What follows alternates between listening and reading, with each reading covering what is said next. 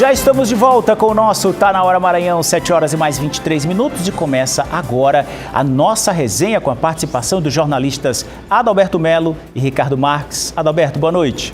Boa noite, prontos aqui com muita informação nessa terça-feira, né? Isso, até perdendo, é terça mesmo, hoje é quarta. Hoje é quarta. Hoje é quarta-feira, tá vendo? A semana tá passando, não tô nem vendo. Tá passando. Tá muito rápido 2026, viu? Tá na hora de mais devagar um pouquinho. Verdade. Ricardo, boa noite para ti. Boa noite, Olavo, boa noite, Adalberto, boa noite a todos. Sempre uma satisfação compor essa bancada. E você aí do outro lado também participa com a gente, 21069403 é o número do WhatsApp para você mandar a sua sugestão, o seu comentário, participar, que a gente quer saber também de onde você acompanha o nosso Tá na Hora.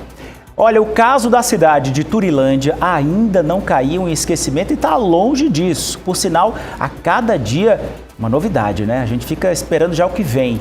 O fato mais recente é a exoneração da Eva Maria Oliveira Cutrim Dantas, a Eva Curió, que trabalhava em uma secretaria do governo do estado, Adalberto. Uma atitude correta e já esperada até, né? De quem ocupava um cargo público, agiu certo o governo, até para o bem da própria Eva Curió, né? Depois, se na investigação, no curso da investigação, ao final da investigação, for comprovado que ela não tem nada a ver com o que o Ministério Público caracteriza até agora como uma organização criminosa montada para desviar dinheiro público, pode até voltar a ocupar o cargo. Mas, por enquanto, os indícios são muito fortes, as evidências são fortíssimas apresentadas até agora, a descrição, o nível de detalhamento e a quantidade de pessoas envolvidas e o valor aproximado aí do desvio.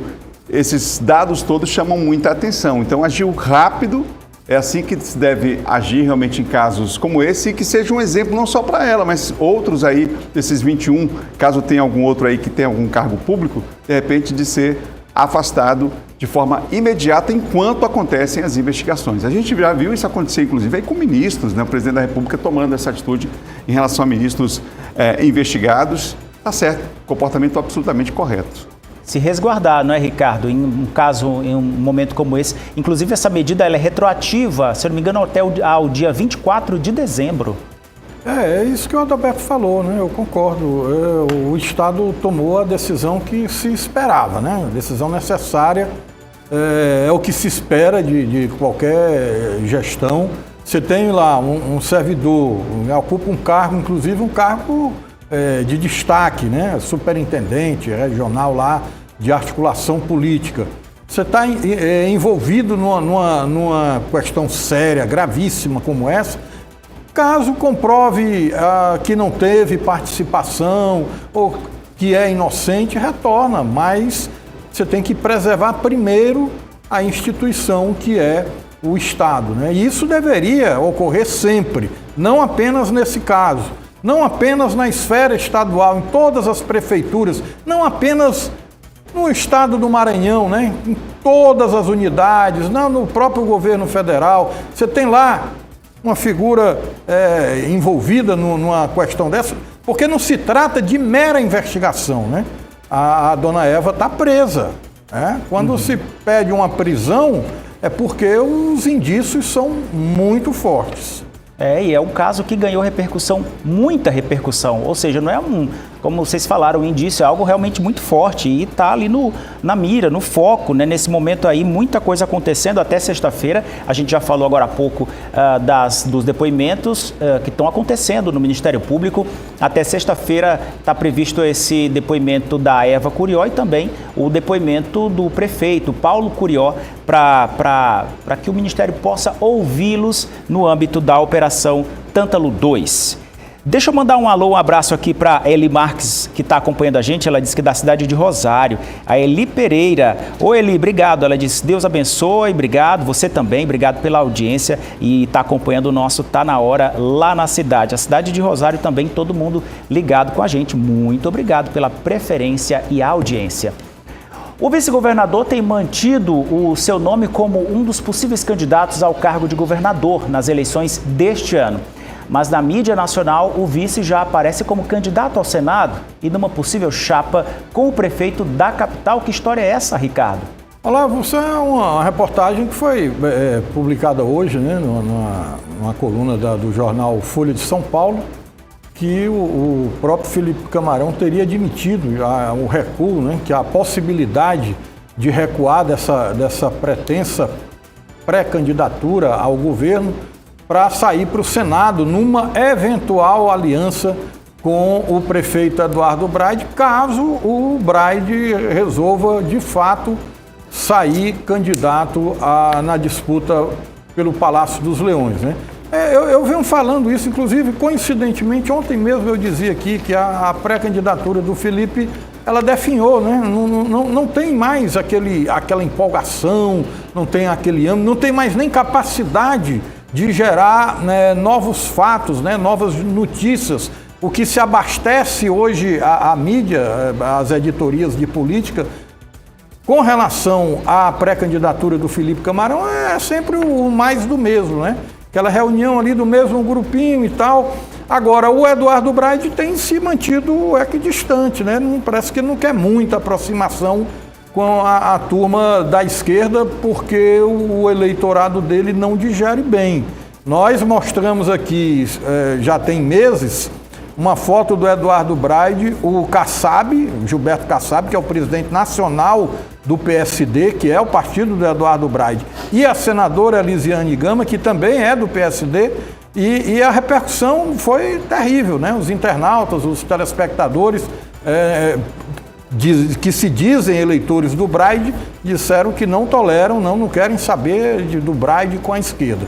Agora, o Felipe é um nome novo, né? Ainda tem um horizonte pela frente, só que para essa disputa, para o Palácio dos Leões, a meu ver, é caso vencido. E essa história de que eu sou o único vice-governador do PT, o PT não vai abrir mão, abre. Bem aqui no Ceará tem o governador Eumano Freitas, que está enfrentando certa dificuldade, de acordo com as pesquisas que são publicadas na imprensa de lá, numa eventual disputa com o Ciro Gomes, né? Já se fala em tirar o Eumano da disputa e colocar o ministro da Educação, o Camilo Santana. Por quê? Porque o Lula é pragmático. Lula não pode arriscar a reeleição dele por conta de questões paroquiais. E por conta disso também a pré-candidatura do Felipe vai de mal a pior.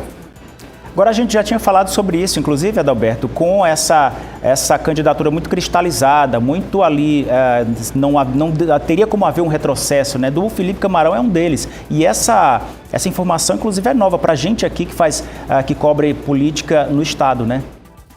Ele se manifestou, inclusive, falando agora sobre um outro tema, que é não a questão do Senado, isso foi a matéria, como disse o Ricardo, que saiu na Folha de São Paulo, mas ele falou sobre a renúncia, né? Renunciar ou não.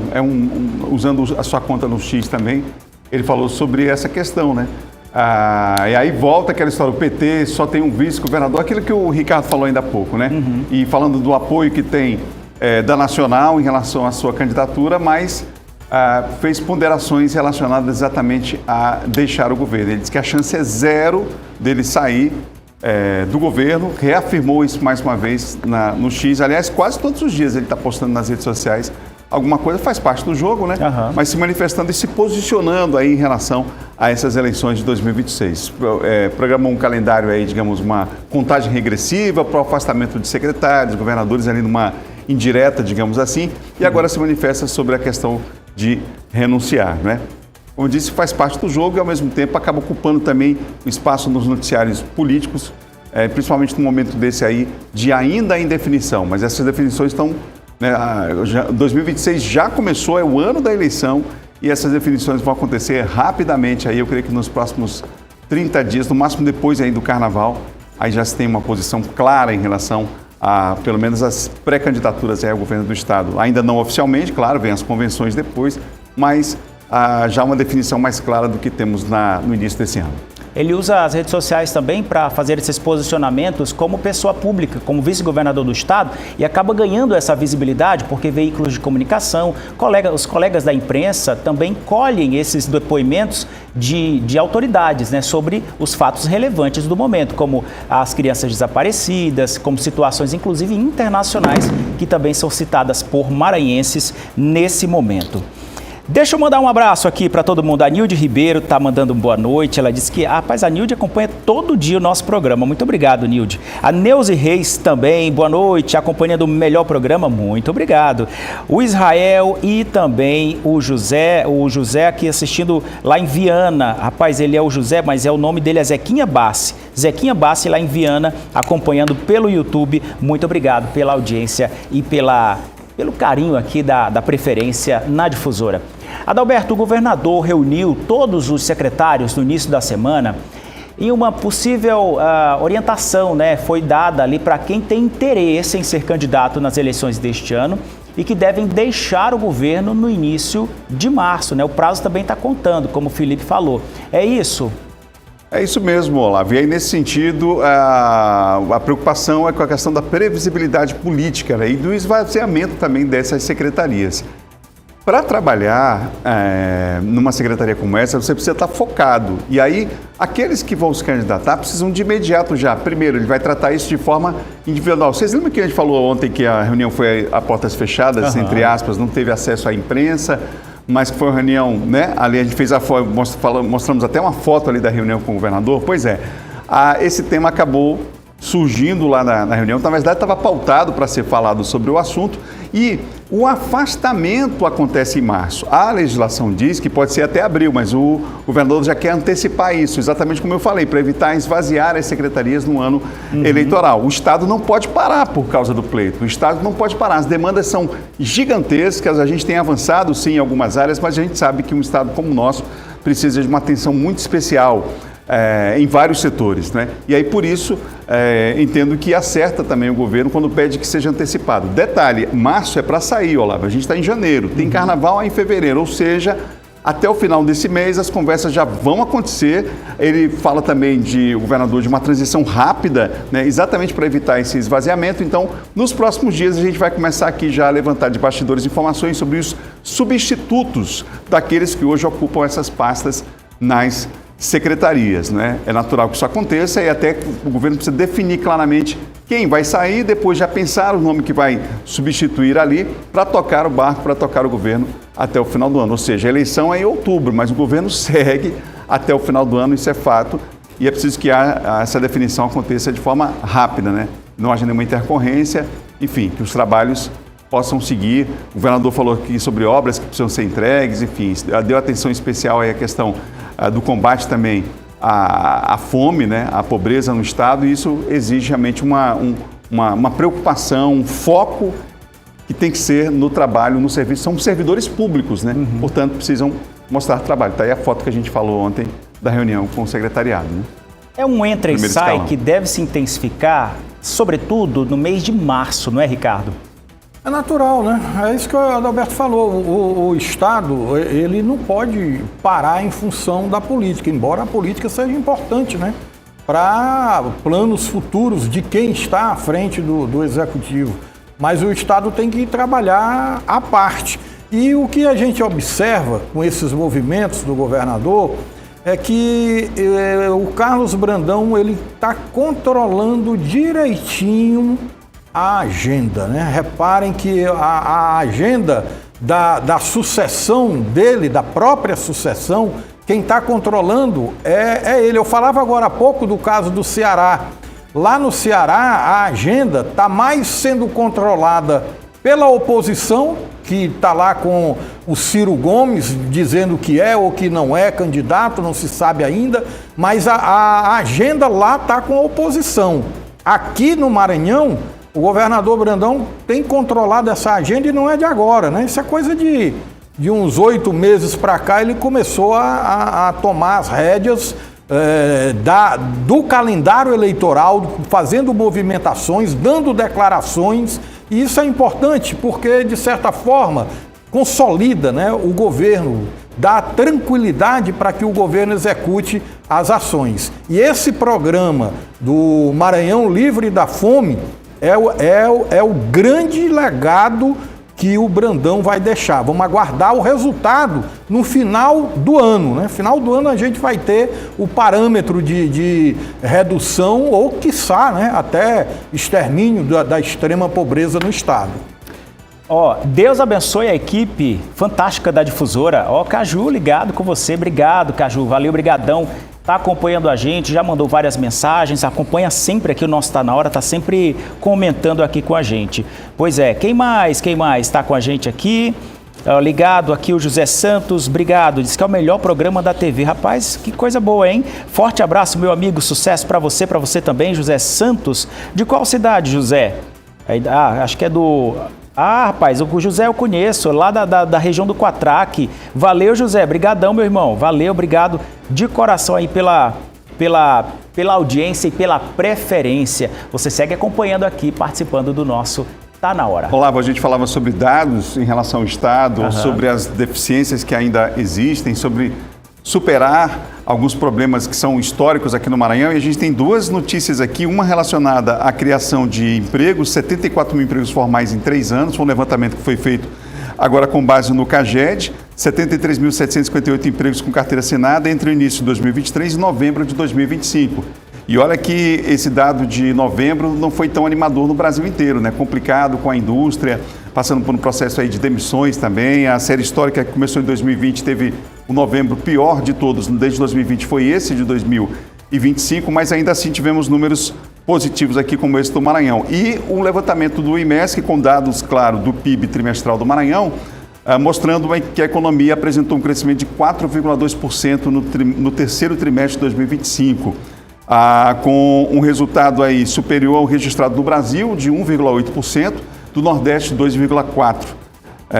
O resultado positivo, portanto, áreas importantes aí, esse percentual na análise por setores, a agropecuária maranhense iniciou como principal motor do crescimento econômico estadual, com expansão de 19,2%, percentual superior, inclusive, ao do Nordeste, viu? Então, são números, a gente começa o ano com um levantamento aí, claro, do ano passado ainda de dados, mas que são representativos. E a gente, pegando o gancho aí do Adalberto, viu, Olavo?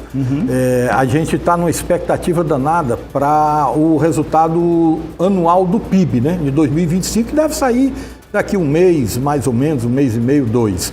Porque em outubro, o Banco do Brasil fez uma projeção para o PIB do Maranhão, com um crescimento de 3,5% para o ano de 2025. Essa projeção, na avaliação do Banco do Brasil, o Maranhão teria aí o maior PIB, o maior crescimento de PIB no Nordeste e um crescimento acima da média nacional, que bate com esses números recentes aí. Então, a expectativa para a gente colher o PIB de 2025, né? O Luiz Carlos do Maiobão disse que chegou atrasado, mas chegou. O importante é chegar, Luiz. Valeu, obrigado pela audiência.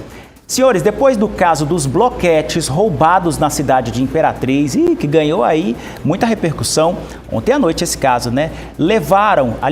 Ontem à noite levaram o menino Jesus do presépio da cidade de Timon, Ricardo. Pois é, seu Olavo, viu? Levaram o menino Jesus. Acharam pouco o caso dos bloquetes. Olha aí a manjedoura aí, ó. Vazia. Vazia. Quem está vendo a gente na TV e no YouTube, né, tem as imagens aí. Esse presépio ficava... ele fica todo ano, né? É tradição, na Praça São José, que é bem no centro de Timon. E você nunca vai imaginar, né, que alguém vá levar o menino Jesus.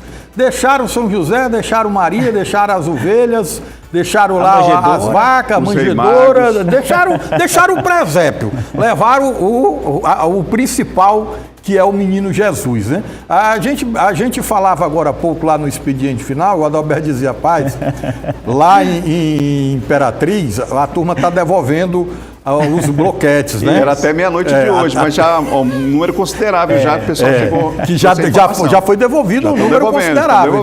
E o pessoal, o prazo que o prefeito deu até meia-noite. Levou o menino Jesus, devolve, que senão você não vai ter entrada no céu. Será que teve câmera que flagrou isso aí, Adalberto? Porque dos bloquetes teve câmera, né?